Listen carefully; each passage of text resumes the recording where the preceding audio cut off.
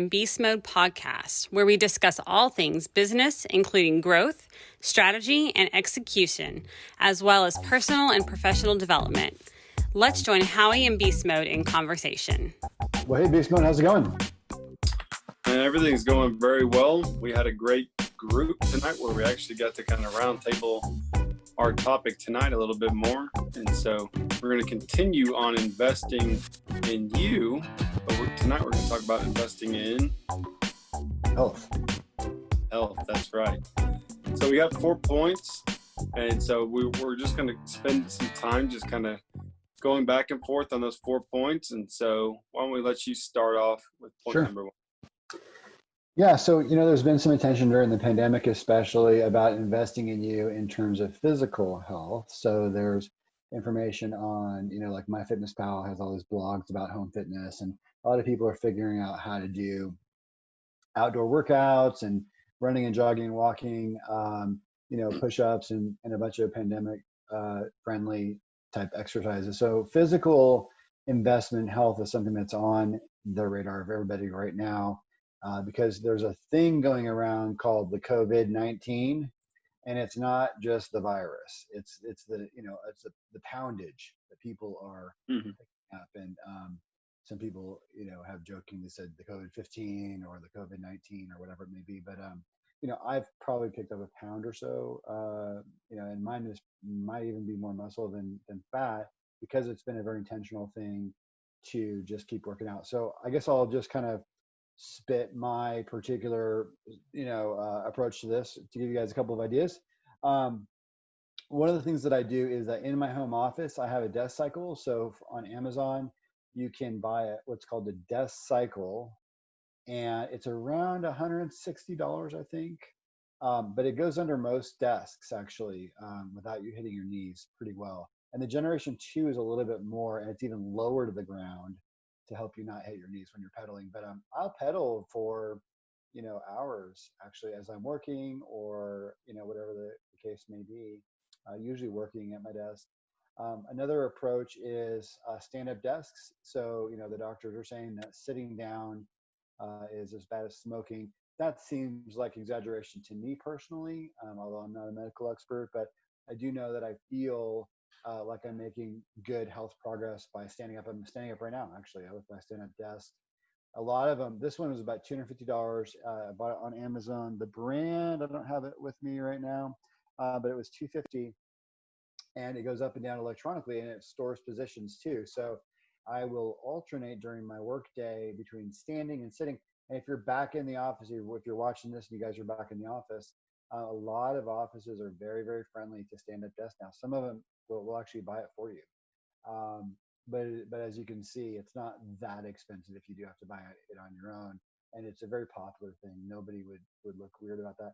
Desk cycles, I haven't seen as much at work, but I have seen YouTube people do it and stuff like that. Feel free, by the way, to check out a review that I have on YouTube under desk cycle. It's under my Brian Howard account, not under Howie Beastmode, but it's got a lot of views, and it kind of goes through several more minutes of that. So that's what I would call more of a passive physical investment in myself. I also have a program I've been doing. I just kind of did a DIY program. My daughter encouraged me to work out about 3 years ago, and so I've been kind of building out a program over time. I focus a lot on my core through crunches, and through planks, and through double leg lifts. That's mainly my core exercises, I think. And then I do overhead presses. I have dumbbells. I do overhead presses, and I do curls, and I do bench presses and flies. And I don't know what else I do, but I have basically 3 programs. So it's good I'll give you a little strategy that's helped me out, is if you know that, for example, for me, it's Monday, Wednesday, and Saturday. So I know that I'm working out. And if I skip one, or if I miss one, then I try to do it the very next day. But I always kind of try to have those dedicated. For me, it's an evening, the dedicated evening approach. So, that's kind of my approach, Beast Mode. It has helped. I have been having more strength and definition over the years, for sure. I've lost maybe close to 30 pounds. Let's say a little under 30 pounds. but I have a lot more tone than I've ever, well, except for when I was very young, maybe I had a little bit more tone. But anyway, that's kind of a few thoughts from Howie. What about beast mode? Yeah, investing in your physical health is super important. I'm a guy that has been maintaining a certain weight for, under 200 pounds for about 5 or 6 years. But prior to that, right around that time frame, I lost 110 pounds, because physical nature got away from me, other things, which we'll touch on later. I was losing the physical battle, mainly because I was losing some of the other battles that we're going to talk about. But really what happened is it wasn't a priority. And just like anything else that we've talked about, I just started inserting the physical nature a few minutes, each and every day. And now it's transitioned to a lot more. And, you just realize that you only get one body. And, some of these things come through scare tactics. You see somebody who's older and the difficulties they have, and you're just saying, I'm taking preemptive measures now to not have to be there. And some of it is, like it is for me, whenever I can physically kind of wear my body out, I can be more successful in work. I can be, it opens my mind up to think more freely when I can kind of calm and physically wear my body out. So that's the reason why I start. It's a reason, it's not the reason why I start every morning out with a pretty hefty walk. But I do a mixture of walking with free weights, and I just find that it's successful for me. So you anything, wear a vest, right? Yes, I do. I wear. Yep. I wear a 40-pound weight vest in the morning when I walk, and going somewhere between 5 to 12 miles, just depending upon what time I start. But that's awesome. So good. So you have kind of it's a little bit of a routine for you. Yeah, the routine in the morning, again, I just find that I'm more productive with my time when I'm walking, because my goal is not to walk. My goal is I'm reading, I'm getting into, point number 4, which is my spiritual investment for the day in the morning. And so I just find that when I'm walking, I'm able to effectively calm my mind down, because I've tried to just sit for the same amount of time, or get in the hammock, or do a lot of other things, and my mind isn't as calm as it is when I'm walking, because my mind will almost subconsciously, the part that wants to stray off out of my thoughts or into something else, that part of my mind has to focus on don't fall down, because I'm not paying attention to my feet, I'm not paying attention to where I'm going, I'm looking at my book or my iPad. And so it just forces that part to focus on maintaining my stability, while the other part is focusing on what I'm actually trying to do, which is the learning, which is what we talked about last week. And there's a lot of flexibility. So Beast Mode does this in the morning, very, very early. I do this in the evening after dinner. So there really is a lot of flexibility for your schedule. And even if you said, well, my during the week is really hard. Honestly, if you just did it Saturday and Sunday, the progress would be slower, but you would make progress. Yeah. And I'd also like to challenge some of you who, you say, well, I pick up the house, or I take out the trash, or I cook, or I do whatever. It's not working. That's not going to work. You have to do dedicated focus, strenuous exercise. And it, just like Beast Mode said a few weeks ago, which I really liked, he's tired of me giving him credit for this, but it was good stuff. But stuff does travel, as he has said. And so there is a big relationship between the physical and how you feel to, your emotional. Today, we're going to talk about 4 points. The first is physical, which you can tell. And then we're going to get into mental health, emotional health, and spiritual health. So I think, the physical, when you invest in that, does certainly travel and is connected to all the other areas for sure. I think what I would encourage, I think I have 2 types of motivational encouragement for you guys.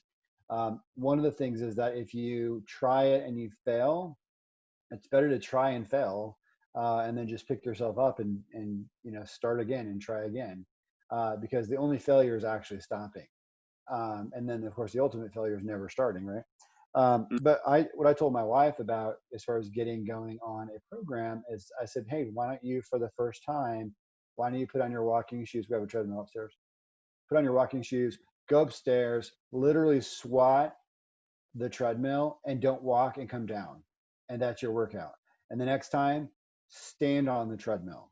You know, I didn't tell her this, but I'm just making this up right now. Next time you could conceivably go up there and just stand there. Just stand up there and then walk down. And then try it for 5 minutes, you know, no incline, 2 miles an hour or something, you know what I mean? And those micro habits, we talked about atomic habits last week, I think it was. Mm. Same idea. Same idea is that, you know, just by Yeah. getting started. So I literally told her to go put her shoes on, walk upstairs and swat the treadmill and come down because that's Mm. a micro habit. And the fact is that that will lead to her eventually doing half marathons. It's true. Or a walking marathon or whatever it may be. I don't care. And so we just don't give ourselves a chance. We'll talk a little bit about the concept of not giving ourselves a chance down in the mental portion, or it's maybe the mindset portion or whatever. But anyway, we will dig into that a little bit more, but that certainly applies here. So yeah, I would just say get started, start really small. I was, like I said, close to 30 pounds overweight when I started this 3 years ago, and I couldn't lift more than maybe 20 pounds. I don't remember. I can go look it up, but there's no point. The point is, you know, I'm lifting almost triple that now in most of my, and I do like many sets. So, I mean, it's, you know, it's taken a long time, but you know what? Rome wasn't built in a day. And I did the equivalent of swatting the treadmill the first time. Mm. Pretty pitiful my very first time. But you know what? My daughter was inspiration. She taught herself how to work out and lost weight, and she's doing awesome. And so I have followed that pattern. But yeah, any other thoughts on physical investing in yourself? Yeah, I just wanted so my 2 cents, whenever I, you know, number one, what the catalyst for me was going to the doctor and had the doctor tell me, hey, you need to, I'm going to start prescribing you some meds. And I had that thought in that moment of I can have meds or I can make a change. And my thought was, obviously I can make big changes, but thankfully I just decided I'm going to change one meal a day. I'm going Oh, to is that right? start with changing one meal instead of trying to Wow, meal the entire week. that's smart. Just change one meal and then say, you know, I mean, at the time at work, I was given an hour lunch. Well, I'm just going to go walk around the building for an hour, you know, and maybe I didn't make it an hour, maybe it was 30 minutes, or, you know, and then now it's transitioned into a habit, and it's transitioned so much more where I'm trying to fit my day around it as opposed Beautiful. to the way around. And that's the way it truly happens. It's just like everything else. So find a way and then pencil it in, make it a non-negotiable. And even if it's 5 minutes, don't miss that 5 minutes. Just start with that. Have some accountability. I'm here for you 100% of the time. Totally. Awesome. Next one is mental. I want you to lead off on this. I think there's a good book that you recommend, and you have a lot of thoughts about the mental side. So that's great. Yeah, the mental mindset is something that, in my perspective, gets washed away. We undervalue it. I read a book, I think it's almost 2 years ago now, and I've listened to it all the time. I have it on audio book so that I can just kind of pull it up any time. It's a book called Mindset by Carol Dweck. And she basically talks about there's two mindsets. There's a fixed mindset that says, wherever my circumstances are, whatever my abilities are, whatever my talents are, whatever uh, perspectives I have, they're fixed and I have to deal with them. That's one perspective, and that's a large majority of the world population. Then the second perspective is growth mindset. Wherever I am, whatever circumstance, whatever behaviors, whatever weight, whatever knowledge I have, everything has the ability to grow, and it's limitless. There's not a cap. And it's all about just fixating and focusing, again, taking some of the atomic habits, which, I mean, she doesn't mention that, but that's basically what she's pulling from. It's saying we're starting here and knowing that we can go forward. And so it's just tremendous. So go ahead, Howie. Cool. Well, hey, you can change your little name too, by the way, if you want. Yep. On the Zoom. Yep. Yeah. So for me, mental, I think that was really good. One thing I'd like to talk about is betting on yourself. Um, I have done some betting on myself lately. During my period of time of having been laid off, I've been betting on Brian, betting on Howie, and I've had some good luck with that. And I'm still looking for a job, but I've had some really good responses from just creative approaches I've tried. Some special resources I've invested a lot of time developing that showcase my abilities in business and things of that nature, things that I've never done before, never invested in myself before in the way I am now. And so I think that is a really good thing to try to do as well, which is bet on yourself, go for stretch opportunities, go for bigger opportunities, try harder things, and not limit yourself, because we do tend to kind of be our own limiters in life in a lot of different ways. Um, one of the things that I'm doing during this time between jobs as well, is I'm trying to do stretch jobs. I'm going for harder to get, more rare jobs, working harder at that, and taking some risk by limiting the field a lot by going for, kind of stretch roles. So, again, just betting on Howie, just betting on myself and giving myself that chance. So I think what I would encourage you guys to do is that, life is short. I mean, what else are you going to do? If you're not going to bet on yourself, literally no one else will. Another thing with mindset that I really want to encourage you guys to do is that, we really need to be careful not to be driven around by other people's opinions and also by what we think other people are thinking. One of the things that has limited me in my career a little bit and limited me in my life a little bit is that I'll be achieving something at work, and I will, kind of sense that it rubs people the wrong way because I'm achieving something. Okay, if that makes sense. And so I'll kind of like talk it down, or I'll like talk myself down, or I will, hide my achievement, or I'll just give away all the credit. I do this a lot. Um, and instead of sort of like, and the integrity would say, well, I shouldn't give the credit away. I literally did do that, you know, and it's not that we want to seek credit either, right? So there's a balance. You don't want to go the other way either. But this weird false humility because you're worried that somebody else is going to be threatened by you. And for me, and maybe, listen, that's kind of a niche, so I'm not sure everybody has run into that. But there is a lot of jealousy and envy in the business place. And what I have just learned, and there's rivalries, or there's politics, and there's red tape. So you probably have run into some of those, whether it's jealousy, envy, red tape, um, politics, favoritism, stubbornness. You've probably run into some of that. Okay, so now I've made the situation so broad, it's probably captured most of you guys. Um, what I would really like to encourage you guys to do, and I'm telling you because out of experience, is that I start to do things and try things in spite of all those blockers. Does that make sense? And again, that sounds like betting on Howie, and I would say it is in the family of the same thing. It is. It's betting on myself, and also that neither myself nor whoever I work for is going to benefit if I'm holding back or not trying something. So I think we should try hard things. We should try ambitious things. We should try things that haven't been done before, or even maybe some things that people unsuccessfully tried 5 years ago that, because of situations, are worth a try now. So I think that whole idea of mindset that Beastmode started with is really good. And the way I can internalize that for me, and kind of flip that over to you guys, is attacking things and trying things. And there's actually, I'll flip it back to you, but I have one more thing. I just found this podcast where Seth Godin was, it was Behind the Brand, okay? And it was a Seth Godin one on Behind the Brand. So it's probably not that many where he visited them. So probably like one or two. Anyway, it's almost an hour long. And what Seth Godin said on Behind the Brand was that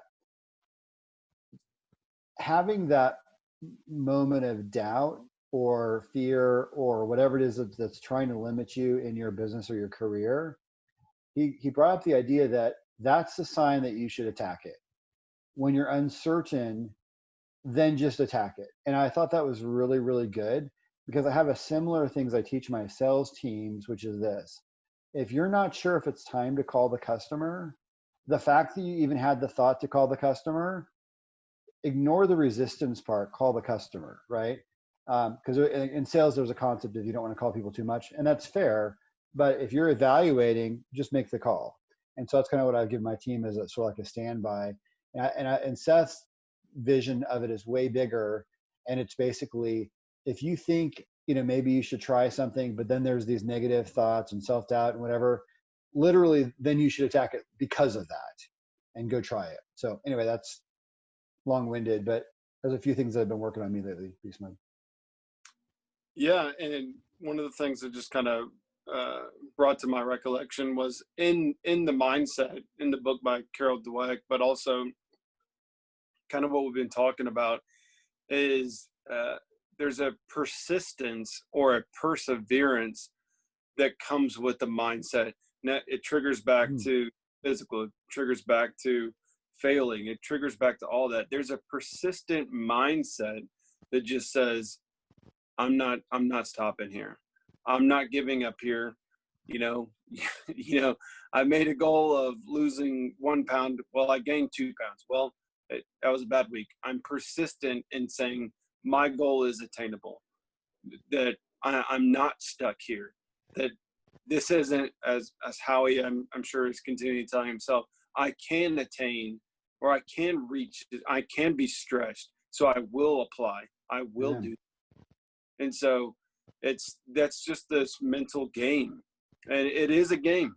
And I'm telling you right now, you better play, because there's a lot of us who don't play the game, that just think that it's not a game and are just an idle participant. And you have an opportunity to step up and really take some ground. So. And listen, the way we're talking to you guys right now is how we would talk to you one-on-one. So you really should take this very personally, because we would talk to you with this level of encouragement if we were sitting down with you. And I would really like to encourage you guys, when you see somebody who you can see that they have more potential, or maybe they're down, or maybe they're questioning an opportunity or whatever, man, have that moment of prophecy in their life. Be that prophet to them. And just tell them what you see. Like, listen, you're thrashing around here, but this is yours. It'll be some work, but you can do that.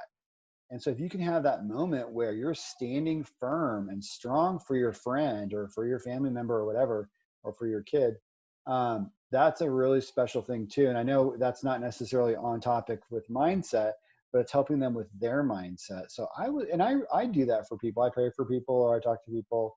And I try to really arrest them and give them the internal strength and say, no, that you can do this, and so I try to instill that. And sometimes I might even be having my own hard time, but I can see them clearly, because again, we can see each other from the outside a little bit more clearly than us who are in the thick of the situation.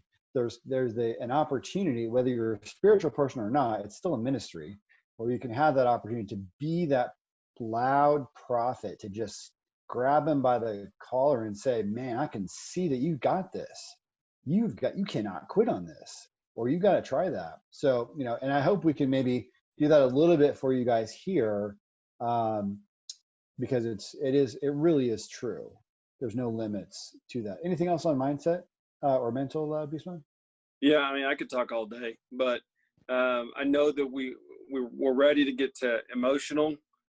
And so that's the next point. And I know that this is one that I need to work on. And I know that it's one that I'm in the thick of right now. So I'm happy to start. But emotion, one of these things that's like mental, especially for men, that we just kind of push off to the back burner. Given our list of physical, mental, emotional, and spiritual, most men are probably going to say, I'll get to the emotional when I get to it. But it's so important. And for me, it's just the maturity level of it. So if you want to take out, the mushy emotional stuff, but just saying, hey, I need to grow my maturity. So when this circumstances arises again, because it will, when it comes to test me again, I'm ready and I can respond better. I can respond uplifting. I can respond encouraging.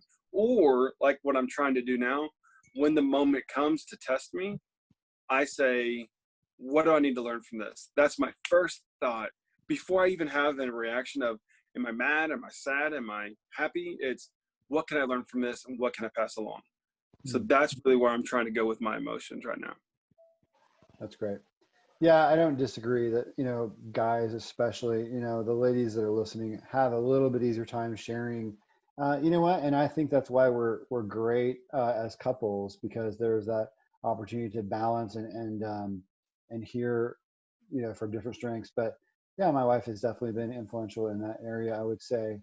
I probably do open up, easier than some guys do, but doesn't necessarily mean that it's not painful to do. A lot of people, I've been through some intensive opportunities to get well on some areas. I think those types of opportunities, whether it's a retreat you can go on, there's a retreat I do recommend called Quest. I think the website is thequestlife.org. I highly recommend that. It's a week long. It's an investment in you though, and it is in the woods, so it's kind of a cool scenario. There's a separate one for ladies and a separate one for guys. That was a very intense time of emotional improvement. Spiritual prayer and meditation is big. Church is big for that. Having a mentor who will talk to you, or a paid, counselor or executive coach. Those are all really good ways. We really sort of ignore emotional a lot of times, and it's a shame because it is an area of health. And so we want to make sure we cover that on investing in you on the series for your emotional side. I think a couple of tips I would have on so I've already told you, get some help. I currently without a job, so I don't talk to my counselor right now. But I was going every week for kind of an executive coach / counselor kind of situation. It was very, very helpful. He's part of the reason why I'm doing stretch goals now, by the way. So it's not without effect, but also definitely dealing with some of the deeper stuff too. And then the Quest Life thing that I did was really good. But also I think a couple of tips are recognizing the things that are triggering you. And then spending some time, some self-reflection and meditation, quiet time, prayer, whatever you want to do, working on, that's interesting. Why did that trigger me? Right? You have to have the integrity to be honest with yourself and say, I did yell at her, or I did yell at him, or I was, cussing them under my breath. Well, if any of those triggers are happening, or if you're thinking about punching him in your mind and you're not going to do it, but you're thinking about it, then, just maybe interrogate that a little bit. That's a great, that just like pain, physical pain is a sign that there's danger and that there's something that needs help. Those are emotional pains. That's how they're coming out though. So that's a nice little red flag for you to say, okay, so I need some help on that, right? So that's kind of what I have to help them spot opportunities.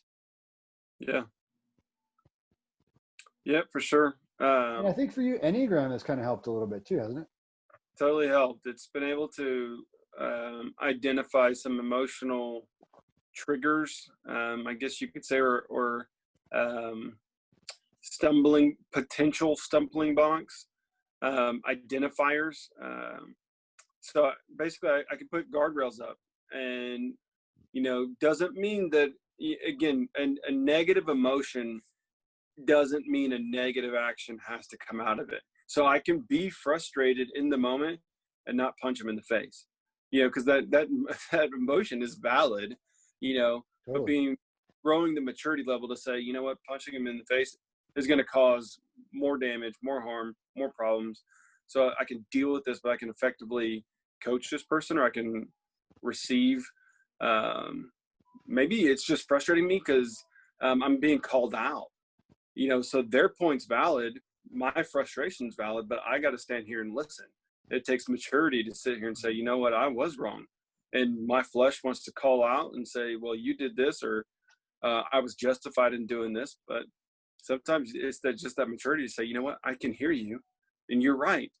I could have done better and I apologize, and in that moment, I'm glad you brought that up. Yeah, that's a good angle. I'm sorry, didn't want to interrupt. No, that was it. Yeah.